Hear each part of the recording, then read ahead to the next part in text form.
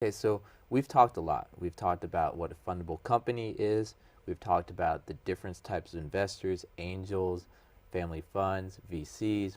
We've talked about raising funds and a plan and some of the biggest mistakes founders make.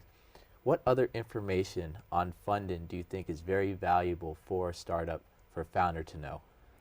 I think fundraising itself also takes a lot of effort and a lot of time. So if a founder, for example, is a programmer and he himself is preparing or developing the software, he will have to think that he's probably going to be spending at least 50% of his time undertaking fundraising. And therefore, as I mentioned before, it's well worth already developing one's team to include people that he can then rely upon to carry on perhaps the developmental stages of the product or service, while he's also working with advisors to approach investors. So I would say founders and startups should have a solid team, and they should be well prepared to talk to the investors. They should also actually make sure that they spend time looking at which investors they should be approaching.